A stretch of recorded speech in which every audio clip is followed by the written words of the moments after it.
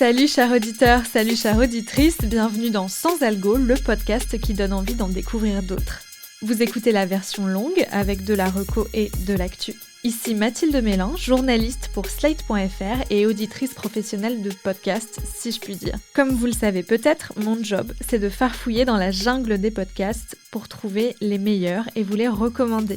Chaque semaine, je partage ici mes coups de cœur et j'interroge celles et ceux qui ont créé ces podcasts pour vous les faire connaître. C'est un 6e épisode un peu spécial que je vous propose puisque le week-end dernier, c'était la 4e édition du Paris Podcast Festival, ou PPF pour les intimes. Tous les ans, le PPF récompense un podcast dans chacune des 9 catégories de la compétition officielle. Et cette année, le palmarès est vraiment top, j'ai décidé de vous en parler. Et je ne dis pas ça parce qu'un podcast produit par Slate Podcast a été primé pour la première fois.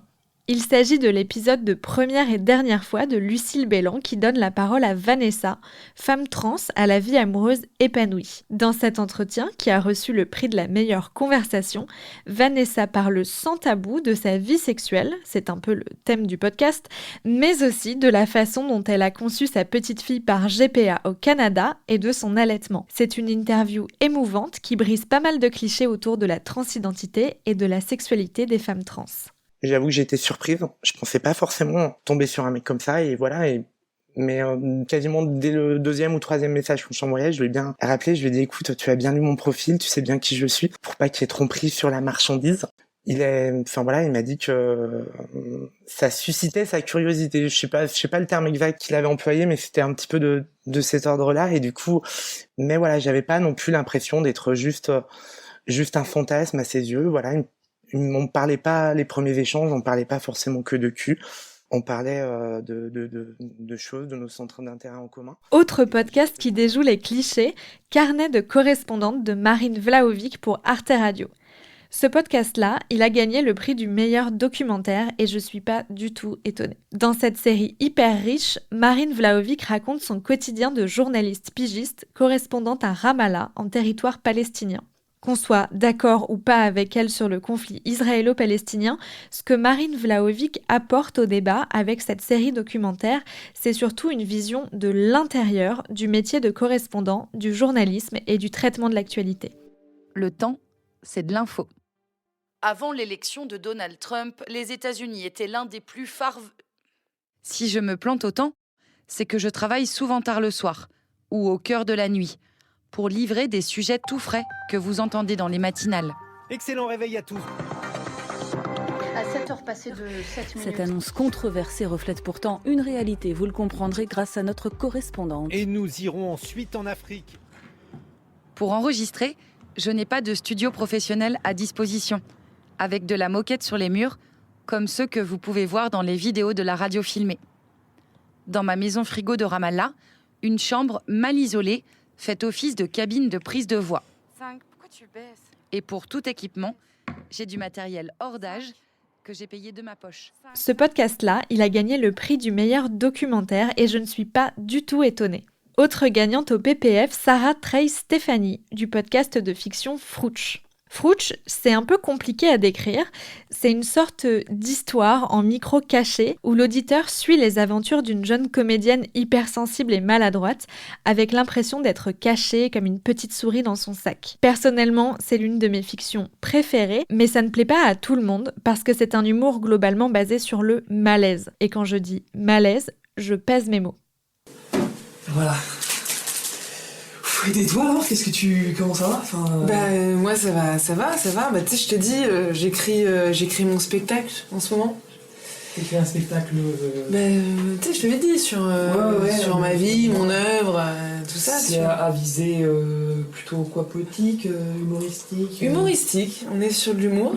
Ah, ok, je déteste ça. Enfin, j'aime bien ça, mais rigoler c'est fort bien. Enfin, partout, tout le monde te dira que rire c'est bien. Cela dit, cette tendance actuelle à vouloir décrocher le rire par tous les moyens, les moqueries que ça peut engendrer, enfin très peu pour moi, le stand-up, les sketchs de stand-up, non. Ah ouais? Mais toi, c'est pas ça que tu fais, si c'est ça que tu fais? Non, après, il y en a des très bien, il y en a des très bien. Mais moi, je fais pas ça, je fais un seul en scène en fait. C'est pas du tout du stand-up, tu vois. Ah ouais. Fruitch est dispo en exclusivité sur Spotify. Allez l'écouter depuis le début. Je vous promets que vous n'avez jamais rien entendu de semblable. Dans le palmarès, il y a aussi un super podcast jeunesse produit par Initial Studio. Tout est dans le titre, ça s'appelle « Raconte-moi une bêtise » et ça donne la parole à des adultes qui racontent une grosse bêtise qu'ils ont faite quand ils étaient petits. En musique, c'est Antoine Salaire qui remporte le prix pour Frères de cœur, un docu sur une transplantation cardiaque et l'histoire de 2 frères. Et dans la catégorie podcast francophone, c'est le balado québécois Récidive de Manuel Légaré et Michel Montreuil qui remporte le prix. Ça parle d'un homme qui a séquestré une adolescente des années après avoir déjà enlevé un jeune homme. Je vous invite à écouter tout le palmarès bien sûr, mais surtout la grande gagnante de ce PPF 2021, Julie Bozak de Vénus s'épilait-elle la chatte. C'est une première dans l'histoire du festival, elle a reçu 3 prix différents. Le prix du meilleur podcast d'apprentissage, le prix de la révélation remis par Radio France et le prix du public. Je sais pas vous, mais moi j'appelle ça un carton. Vénus s'épilait-elle la chatte, ça ne parle pas de partie intime, mais bel et bien d'histoire de l'art. Julie Bozak l'a déconstruit pour l'étudier sous le prisme du féminisme intersectionnel. Elle a été primée pour son dernier épisode dédié à Picasso, où on apprend que, aux surprises, c'était un affreux misogyne qui exploitait les femmes autour de lui. Picasso était complètement obsédé par l'idée de destruction. Il avait aussi un certain sens de la formule ignoble, et il y en a certaines qui sont restées. Par exemple, pour faire une colombe, il faut lui tordre le cou, ou encore mieux, la nature existe pour que nous puissions la violer. Cette idée de destruction, elle est centrale dans son travail. Il se trouve qu'il était aussi excessivement misogyne. Il disait, pour moi, il y a 2 types de femmes, les déesses et les paillassons. Et c'est vraiment dans la destruction des femmes qu'il s'est, entre guillemets, spécialisé. C'est assez effarant de voir dans son travail le nombre de femmes qui sont complètement démembrées ou disloquées, et ça va largement au-delà d'une recherche qui serait purement esthétique. C'était quelqu'un de particulièrement violent avec toutes les femmes qu'il a fréquentées, et les détruire sur la toile, c'était rarement anodin. C'est un podcast entièrement indépendant qui demande énormément de travail et qui m'a pas mal ouvert les yeux sur les représentations des femmes dans l'art, que ce soit d'un côté ou de l'autre du pinceau. Je vous invite à l'écouter même si les épisodes sont en général assez longs parce que c'est un travail nécessaire et surtout passionnant. Juste après la cérémonie de remise des prix, j'ai interrogé Julie Bozak, qui était un peu abasourdie, pour qu'elle me parle de son travail sur ce podcast. Je précise qu'on se tutoie pendant cette interview parce qu'on venait de discuter, mais que Julie et moi ne nous connaissons pas plus que ça. Julie, tu as eu 3 prix, c'est la première fois dans l'histoire du Paris Podcast Festival que ça arrive. Qu'est-ce que tu as ressenti quand on t'a appelé pour la première, la deuxième, puis la 3e fois ? Je me suis demandé si c'était pas une erreur, surtout les 2e et 3e fois. Non, beaucoup d'émotions, beaucoup de reconnaissance, de fierté, et aussi quelque chose de très, très intime, de la reconnaissance de ce travail qui a été long et solitaire et douloureux. Et ça me fait vraiment beaucoup de bien de savoir qu'il est si bien reçu et apprécié. Tu dis long et douloureux, comment tu as procédé pour réaliser cet épisode et surtout Vénus, comment ce podcast existe ? Toi, est-ce que c'est ton travail ? Est-ce que tu le fais à côté ? Comment ça se passe ? Cet épisode, comme tous les autres, j'ai lu pas mal de livres, j'ai contacté des autrices, j'ai préparé l'interview, j'ai fait l'interview, puis après j'ai fait l'écriture avec les rushs. Ça a été, le processus d'écriture a été vraiment difficile parce qu'il y avait beaucoup de matière. La première version de l'épisode faisait 1h30.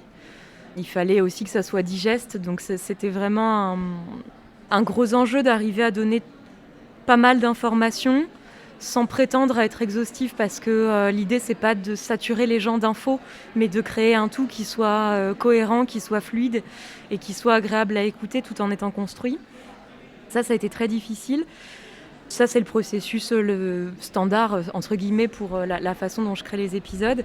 Et maintenant, c'est mon métier avec des guillemets parce que j'en vis pas. Moi, je fais partie des podcasteurs, podcasteuses indépendants.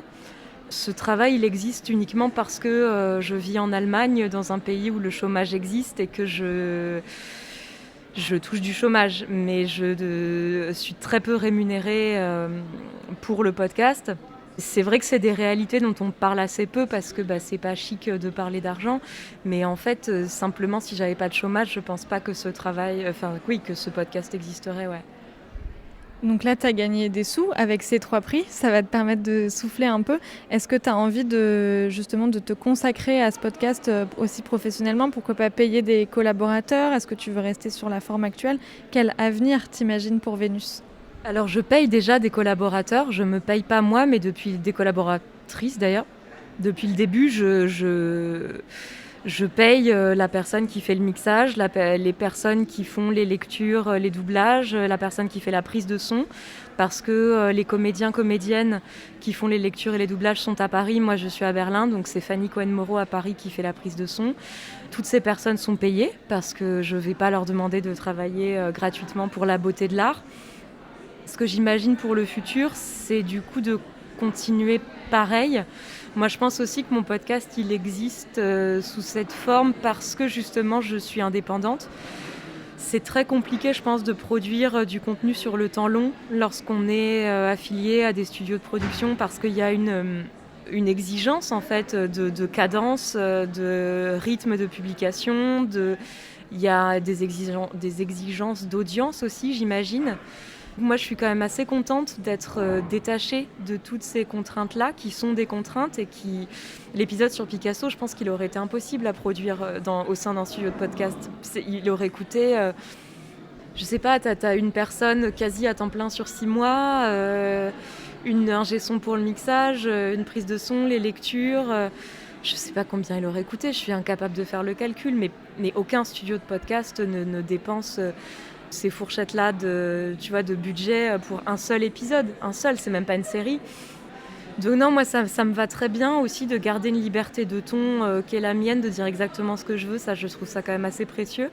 Non, simplement, là, ce que ça va me permettre, c'est d'aborder la suite de Vénus assez sereinement, en fait, de pouvoir mieux payer les personnes qui collaborent, parce que là, je suis très consciente que je les paye à un tarif qui n'est pas celui du marché.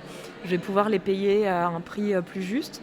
Je vais pouvoir faire plus d'épisodes ambitieux, c'est-à-dire non francophones, avec du doublage, avec une prise de son spécifique et tout. Ça, je le fais moins parce que c'est cher. Donc voilà, mais ça ne va pas changer grand-chose finalement à la façon dont Vénus fonctionne et au type de résultats que ça va donner. Je pense pas. Et c'est ma dernière question. Est-ce que Vénus, c'est toujours ta chambre à toi? Ah ouais, mais maintenant, c'est plus que ma chambre à moi, c'est mon jardin, c'est ma maison, enfin c'est devenu tout en fait. C'est vrai que maintenant ça prend toute la place, parfois c'est un peu trop d'ailleurs. Quand j'ai passé tous ces mois à bosser sur l'épisode sur Picasso, je me suis un peu coupée de tout, hein. J'ai vu personne, j'arrivais pas à penser à autre chose, donc ça devient mon... Ouais, ça se confond avec moi et c'est un peu trop, ouais. Donc je vais peut-être essayer de travailler là-dessus aussi avant de refaire d'autres épisodes ambitieux comme ça, ouais. On les attend avec impatience et on pourra du coup les découvrir aussi sur l'application Radio France, puisque une partie du prix de la révélation, c'est d'être intégré sur l'application Radio France. Eh bien, je savais pas du tout. C'est génial, oui, effectivement. Merci d'avoir écouté Sans Algo. J'espère que ça vous a donné envie de découvrir Vénus s'épilait-elle la chatte et aussi les autres podcasts primés au Paris Podcast Festival 2021. On vous met le lien du palmarès entier dans la description de cet épisode. N'hésitez pas à vous abonner à Sans Algo pour ne rater aucune de nos recommandations. Nous sommes sur toutes les plateformes d'écoute de podcasts. Vous pouvez aussi en parler autour de vous et nous dire si nos recommandations vous plaisent à l'adresse mail dans la description. Je vous donne rendez-vous la semaine prochaine pour d'autres recommandations garanties 100% sans algo. Sans Algo est un podcast de Mathilde Mélin produit par Slate.fr sous la direction de Christophe Caron et Benjamin Septem-Ours.